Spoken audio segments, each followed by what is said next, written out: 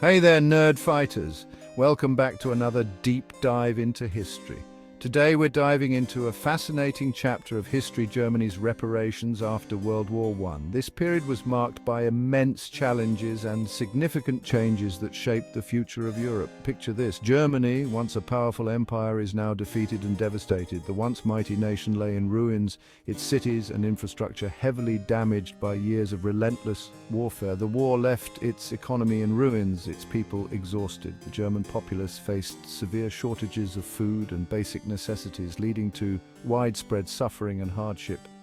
To make matters worse, the Treaty of Versailles, the peace agreement that ended the war, slapped Germany with a hefty bill for war damages, known as reparations.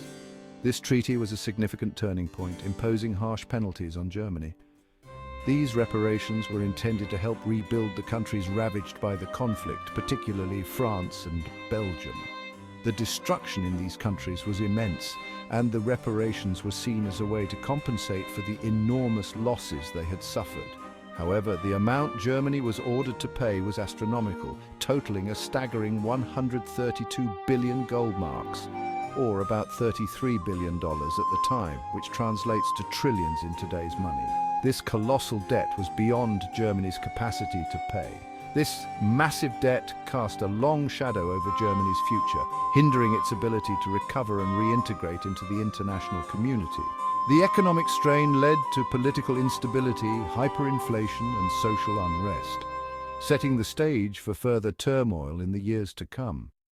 The burden of reparations fueled resentment and anger among the German people, contributing to the rise of extremist political movements.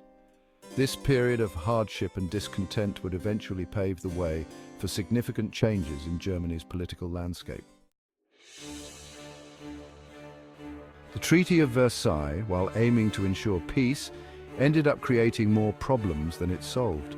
The harsh terms imposed on Germany, especially the massive reparations, were seen as deeply unfair by many Germans. They argued that Germany wasn't solely responsible for the war and that the crippling debt would suffocate their economy. And they were right to be concerned. The initial reparations plan proved utterly unrealistic. Germany simply couldn't afford to pay such an enormous sum. It led to hyperinflation, where the German mark became practically worthless. Imagine trying to buy a loaf of bread with a wheelbarrow full of cash. That's how bad it got.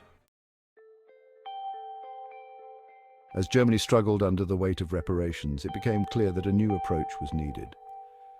The economic strain was unbearable, and the social fabric of the nation was fraying. People were desperate, standing in long lines for food, and the cities lay in ruins. The situation was dire, and the world watched anxiously.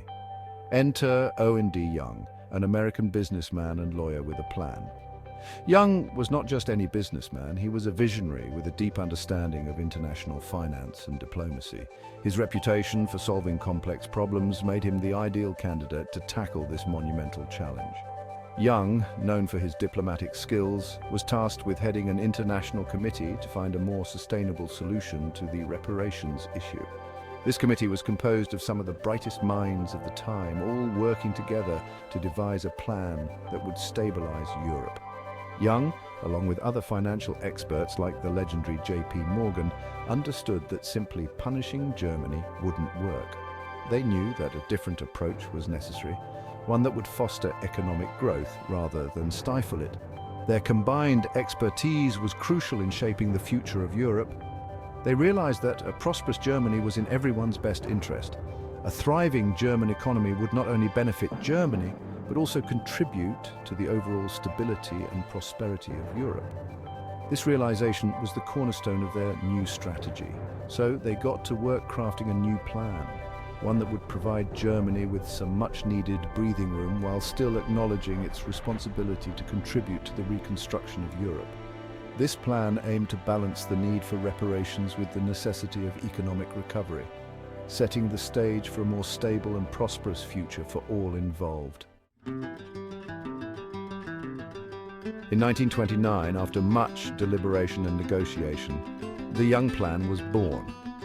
This plan was a beacon of hope for a nation struggling under the weight of its post-World War I obligations. This new agreement marked a significant departure from the Treaty of Versailles which had imposed harsh penalties and reparations on Germany.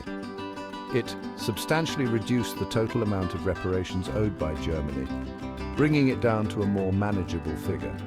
This reduction was crucial for the economic stability of the country. The Young Plan also stretched out the payment period, giving Germany more time to rebuild its economy and generate the funds needed to meet its obligations. This extension was vital for allowing the German industry to recover and thrive. But it wasn't just about reducing the debt. The plan aimed to create a sustainable path forward for Germany. The Young Plan also established a system for managing these payments, creating a framework for international cooperation on financial matters. This system was designed to ensure transparency and accountability. This new approach aimed to foster a more stable and predictable environment for everyone involved. By promoting international collaboration, the Young Plan sought to prevent future economic crises and build a foundation for lasting peace and prosperity.